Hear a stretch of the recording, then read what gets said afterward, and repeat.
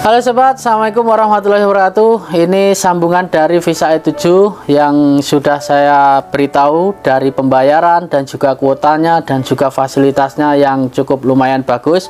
Dan kali ini saya akan memberikan informasi tentang jalurnya. Nah, di sini saya ingin sedikit memberitahu bagaimana alur sebenarnya proses Visa E7. Jadi buat teman-teman jangan sampai tergiur oleh oknum yang tidak bertanggung jawab.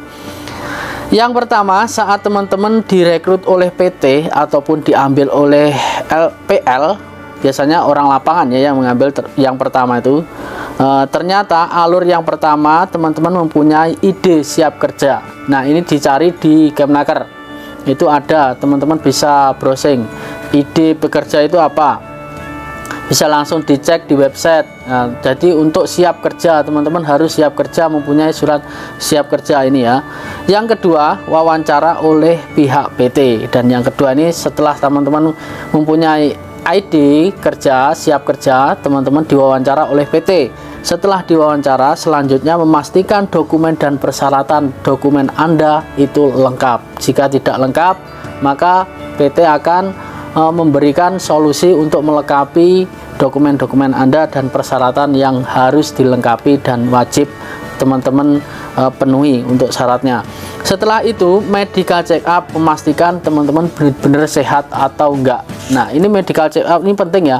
Jadi ada oknum yang menawarkan, kemarin ada yang chat saya tanpa medical check up dan tunggu di rumah saja, nanti bisa turun lalu terbang.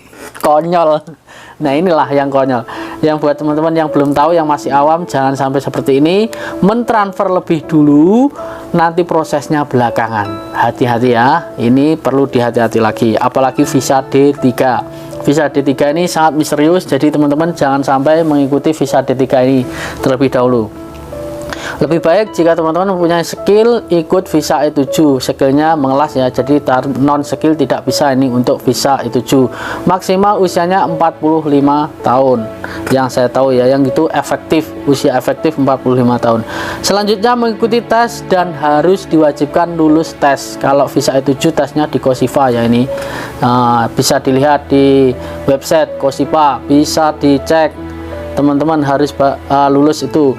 Dan selanjutnya setelah teman-teman lulus tes, teman-teman itu harus membayar biaya dan bertahap sesuai kebutuhan yang diperlukan oleh teman-teman. Contohnya paspor, membuat dokumen-dokumen yang lain. Namun di pelatihan di LPK teman-teman sudah membayar sejumlah uang, karena di pelatihan tersebut itu berbeda dari proses untuk ke PT. Jenjang untuk tes dan juga medical check up itu berbeda lagi ya.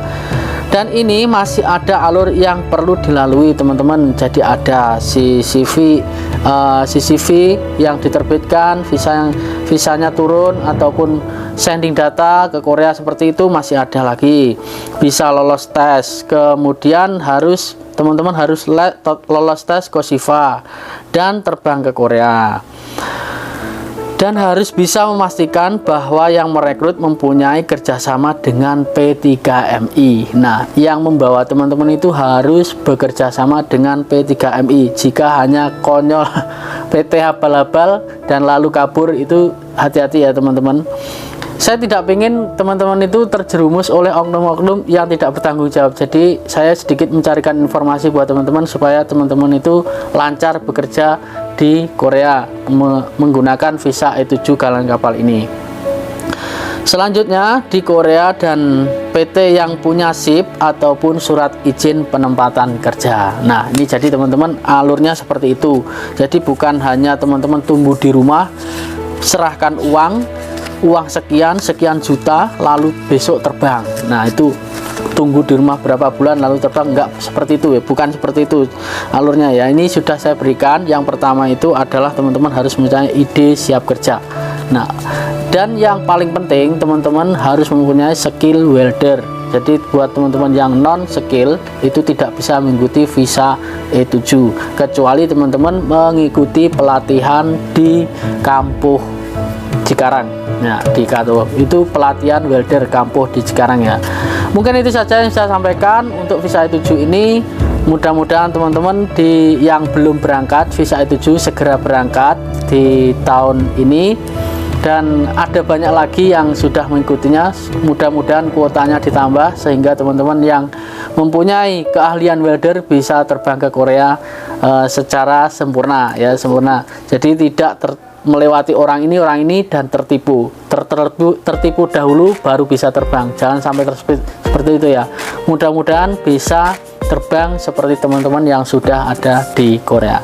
Semoga bermanfaat. Sampai ketemu lagi di video selanjutnya. Salam, kegagalan adalah kunci dari keberhasilan. Annyeonghaseyo.